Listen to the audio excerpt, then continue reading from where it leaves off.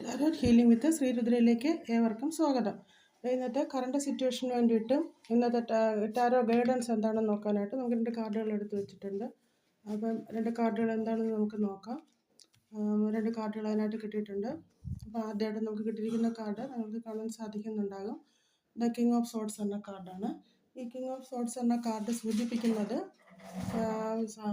സബലീകരണത്തിനെയും കംപ്ലീഷനെയും പൂർണ്ണതയൊക്കെ കുറിക്കുന്ന ഒരു കാർഡാണ്. ചിത്രത്തിൽ നിങ്ങൾക്ക് കാണാൻ സാധിക്കുന്നുണ്ട്.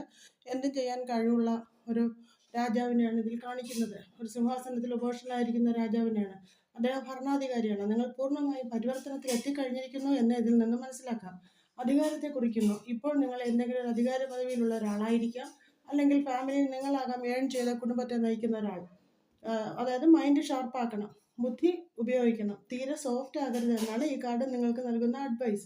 ഒരു രാജാവ് എങ്ങനെയാണോ പ്രജകളെ ഭരിക്കുന്നത്, അതുപോലെ നമ്മുടെ വർക്ക് പ്ലേസിലായാലും കുടുംബത്തിലായാലും നമ്മൾ പരമാധികാരം ഉപയോഗിക്കണം. അത് എവിടെയായാലും അതിന് പ്രാധാന്യമായ മൂല്യം നിങ്ങൾ നൽകണം.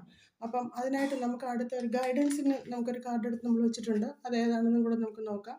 ദ സ്റ്റാർ എന്ന കാർഡാണ് ദ ഗൈഡൻസ് ആയിട്ട് നമുക്ക് കിട്ടിയിരിക്കുന്നത്. സ്റ്റാർ എന്ന കാർഡ് സൂചിപ്പിക്കുന്നത് അതായത് നിങ്ങൾക്ക് കാണാം, അതിൽ മെയിനായിട്ടുള്ളൊരു വലിയൊരു സ്റ്റാറിനെ നിങ്ങൾ കാണാം. അതൊരു വഴികാട്ടിയാണ്. അപ്പം നിങ്ങളുടെ ജീവിതത്തിൽ ഒരു വഴികാട്ടിയായിട്ടാണ് ഈ കാർഡ് ഇന്ന് വന്നിരിക്കുന്നത്. ആ 7 ചെറിയ നക്ഷത്രങ്ങൾ സൂചിപ്പിക്കുന്നത് 7 ചക്രാസിനെയാണ്.